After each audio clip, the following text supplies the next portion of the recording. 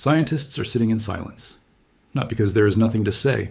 Because what the James Webb Space Telescope has been sending back from deep space is so far outside everything they thought they knew that some of them genuinely do not know where to begin.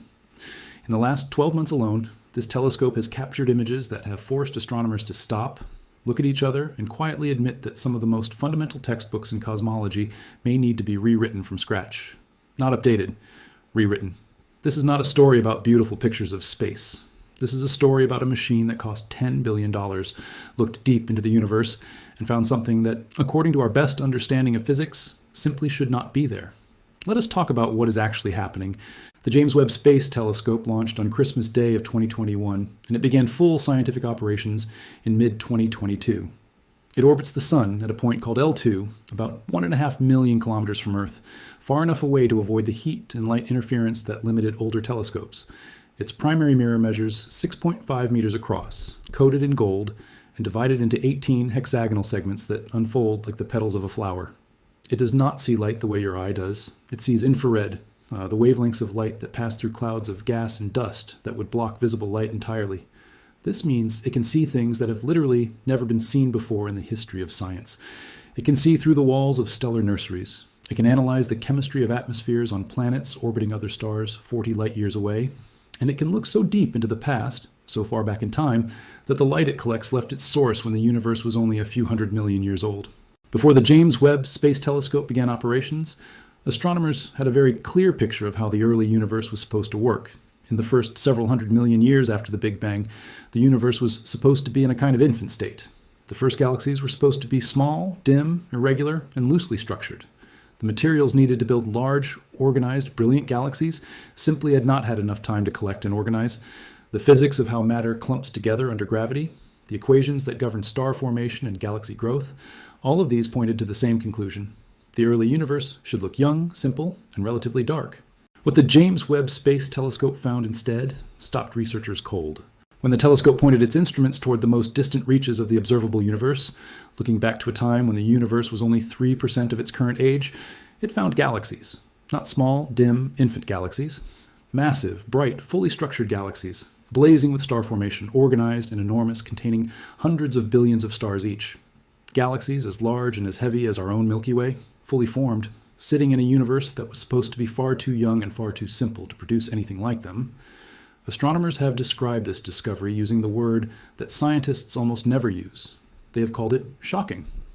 One researcher stated publicly that finding these galaxies in the early universe was like finding a fully built skyscraper at an archaeological site, where you were only expecting to find scattered stones. The structures simply should not be there. The numbers are staggering.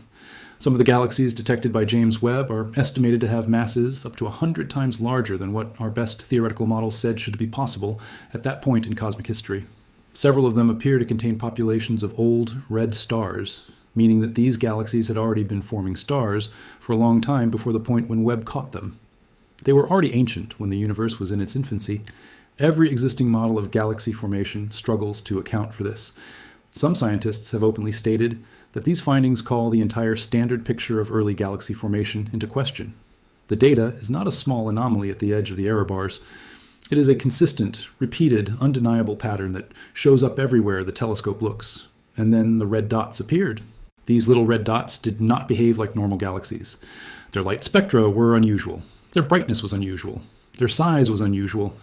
They appeared almost exclusively in images of the early universe, present in huge numbers in the first billion years after the Big Bang, and then they simply vanished from the record around 2 billion years in, disappearing as suddenly and completely as if they had been switched off. For 3 years, astronomers debated what they were looking at. By late 2025, a team led by researchers at the University of Texas at Austin had produced what is now considered the strongest evidence yet for a startling answer. These little red dots may be black hole stars. The scientific term is BH stars, and the concept is as unsettling as the name sounds. They are not galaxies in the conventional sense. They may be enormous spheres of superheated gas, so dense and so massive that they have supermassive black holes at their very centers. Those black holes are not hiding inside the objects. They are essentially driving them, pulling and surrounding matter at incredible rates and converting it into energy and light. The object glows from the outside like a star, powered not by nuclear fusion, but by the raw gravitational hunger of a black hole consuming everything within reach. One particular little red dot, catalogued as Glimpse 17775, was studied with the deepest spectrum ever obtained of such an object. The evidence pointed clearly toward this black hole star model. The object is surrounded by a dense cocoon of partially ionized gas, precisely what the model predicts. Researchers at NASA confirmed that the scientific community is increasingly converging on a single explanation. These compact, brilliant, ancient red objects are a completely new class of cosmic object that no previous telescope had the power to detect, and no previous theory had predicted in quite this form. They may hold the answer to one of the deepest unsolved mysteries in cosmology.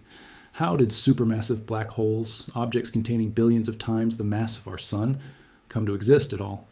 The standard model of black hole formation cannot easily explain how they grew so large so quickly. The black hole stars may be the seed, the violent, blazing, consuming origin point of the supermassive black holes that sit at the heart of galaxies today, including our own. But the James Webb Space Telescope has not stopped there. In January of 2026, the telescope turned its instruments toward one of the most famous objects in the known universe, the Helix Nebula. This object sits just 655 light-years from Earth, close by cosmic standards, and it has been observed by astronomers for centuries. When viewed at a distance, it has the shape of a vast eye staring out from the darkness, which is why people have called it the Eye of God for as long as photographs of it have existed. What sits at its center is a white dwarf, the burned-out, cooling remnant of a star that was once much like our own Sun. When that star died, it shed its outer layers in a slow, expanding explosion, creating the glowing rings and pillars of gas that form the nebula we see today. Hubble photographed this object years ago and produced beautiful images that showed the broad structure of the nebula. What James Webb did in January 2026 was something different. It zoomed in. Using its near-infrared camera, it captured a close-up portion of the Helix Nebula at a level of detail that was simply not possible with any previous instrument. And what it revealed inside those glowing clouds was extraordinary. There are structures in the nebula called comet knots, dense pockets of gas that trail long tails away from the central white dwarf, shaped exactly like comets flying away from a star. There are pillars of gas curving in arcs across the image. There are distinct layers, visible with perfect clarity in infrared light, that show the transition from the hottest gas near the white dwarf to the coldest molecular gas at the outer edge of the expanding shell. Complex molecules are already beginning to form inside the cooler dust clouds, including the kinds of carbon-bearing molecules that are the building blocks of chemistry as we understand it. Here is why that matters beyond the visual beauty. The Helix Nebula and objects like it across the universe are how the cosmos recycles itself. The material shed by that dying star, the atoms of carbon, oxygen, nitrogen, and silicon drifting outward through space, will eventually become the raw material for new stars and new planets. The molecules forming right now inside those cold dust clouds may one day be incorporated into a world orbiting another star. The James Webb image of the Helix Nebula is not just a picture of a dying star. It is a picture of creation in progress, of the process by which the death of one stellar generation seeds the birth of the next. And it is a picture that shows, with a level of clarity that no human being has ever seen before, exactly how that process works at the physical level. Scientists looking at this image have noted something else. The structure of the Helix Nebula, the way the expelled material is organized around the white dwarf, gives us a preview of what our own solar system will look like in approximately 5 billion years when our Sun exhausts its fuel and begins the same process. The James Webb image of the Helix Nebula is a photograph of the future, our future. It is the most detailed picture ever taken of what the Sun will eventually become. Meanwhile, 40 light-years away from us, in a star system that has occupied astronomers for nearly a decade, something even more significant may be occurring. The star TRAPPIST-1 is a red dwarf, small and cool, orbited by 7 rocky planets that are all roughly the size of Earth. Several of these planets sit in what astronomers call the habitable zone, the range of distances from the star where temperatures could, in principle, allow liquid water to exist on a planet's surface. If you are looking for life elsewhere in the universe, TRAPPIST-1 is the kind of system you study. And in September of 2025, the James Webb Space Telescope produced results from TRAPPIST-1e, the 4th planet in the system, and the one most consistently identified as the best candidate for Earth-like conditions that have the scientific community holding its breath. What Webb found was evidence, tentative but real and documented, of an atmosphere on TRAPPIST-1e. Using its near-infrared spectrograph instrument, the telescope analyzed the light that passes through TRAPPIST-1e's outer layers during the moments when the planet crosses in front of its star. The signatures in that light pointed toward a possible atmosphere containing nitrogen and methane. A rocky planet the same size as Earth, 40 light-years away, with an atmosphere showing chemical signatures similar to those of our own world. The research team, drawn from scientists across the United Kingdom, the United States, and India, published their findings in the astrophysical journal Letters. The results were careful and precise. They ruled out a thick primordial hydrogen atmosphere of the kind a gas giant would have. What they found instead pointed toward a secondary atmosphere, the kind that forms through processes like volcanic outgassing after the planet's initial formation. A secondary atmosphere on a rocky planet in the habitable zone of its star. That is exactly the type of atmosphere that could, in principle, support liquid water on a surface. The researchers noted that additional observations are already planned and underway, with follow-up data expected to provide much clearer answers. No one is claiming that life has been found on TRAPPIST-1e. Scientists are careful about that. But the confirmation that a rocky, Earth-sized planet in the habitable zone of a nearby star has retained a secondary atmosphere is the most significant step toward that question that has ever been made. Every previous step in the search for life beyond Earth has been about identifying the right conditions at a distance. This is the first time the telescope has pointed at a world with the right size, the right location, and potentially the right atmospheric chemistry, and found signals that match. Now return to the deeper discoveries. Because the implications of what James Webb has found in the early universe go beyond individual objects or individual detections. They point toward something bigger and more unsettling. The universe, as we understood it before James Webb began operating, had a clear story. The Big Bang produced a young, hot, rapidly expanding universe. Over hundreds of millions of years, matter slowly organized under gravity. Small structures formed first, then larger ones. Galaxies assembled gradually, stars formed in waves, black holes grew slowly from stellar remnants. This story was built over decades of observation and calculation. It was the foundation of what cosmologists call the standard model of cosmology, and it was supported by enormous amounts of evidence. What James Webb has done in less than 4 years of operation is find exception after exception after exception to that story. The giant galaxies that should not exist in the early universe. The little red dots that appear to be an entirely new class of cosmic object powered by mechanisms we did not predict.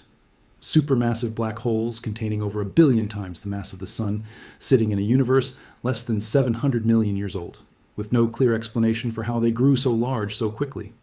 The standard model does not break under the weight of 1 or 2 anomalies.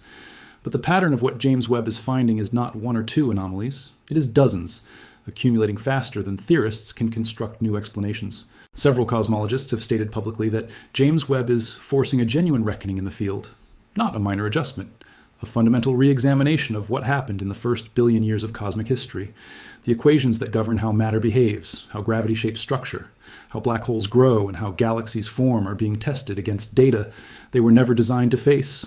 Some of them are holding, some of them are not. And the process of figuring out which is which, of rebuilding our picture of the early universe from the ground up using what James Webb is showing us, is already underway in universities and research centers around the world. There is something worth sitting with in all of this. The James Webb Space Telescope was built to answer specific questions. How did the first galaxies form? What do the atmospheres of distant planets look like? What happens inside stellar nurseries and nebulae that visible light cannot penetrate? These were the questions written into its design, and it is answering them. Every day, it is gathering data, sending back images and spectra, giving astronomers more material to work with than any previous instrument in history. But the deeper thing that James Webb is doing, the thing that makes this moment in science genuinely extraordinary, is that it is not just answering the questions we asked. It is revealing that some of the questions themselves were based on assumptions that may not be correct. It is showing us that the universe, in its earliest stages, behaved in ways that our models did not fully predict. It is finding objects that fit none of our categories. It is detecting signals from worlds that push our understanding of habitability to its current limits. It is photographing the remains of dying stars with such precision that we can watch the chemistry of the next generation of solar systems beginning to form in real time. The Helix Nebula, that ancient eye staring out of the darkness 655 light-years away, contains within its cooling clouds of gas the atoms that may one day become an ocean on a world we have not yet discovered. The little red dots blazing in the ancient universe may be the violent, consuming birthplace of the black holes that now anchor galaxies across the cosmos, including the one at the center of our own. The faint signals threading through the starlight of TRAPPIST-1 may be the first whisper of chemistry on a world that is not Earth. James Webb was built to look at the universe. What it is actually doing is making us look at ourselves differently, at where we are, at what we are made of, at how unlikely, or perhaps how inevitable, our existence actually is inside a cosmos that is older and stranger and more complex than we had previously allowed ourselves to understand. The silence from some scientists is not the silence of people who have nothing to say. It is the silence of people who are carefully choosing their words, because the data coming back from a gold-coated mirror orbiting the Sun 1.5 million kilometers from Earth is telling a story that is going to take years to fully tell. And every new image, every new spectrum, every new detection is adding another chapter to that story. A story about the beginning of everything, about the conditions for life, about the structure of time and matter and gravity at scales that dwarf anything a human mind can intuitively grasp. The telescope is still looking. The data is still coming. And the picture it is assembling of the universe we live in is more astonishing, more complex, and in certain ways far more humbling than anything we imagined when we first pointed it at the dark.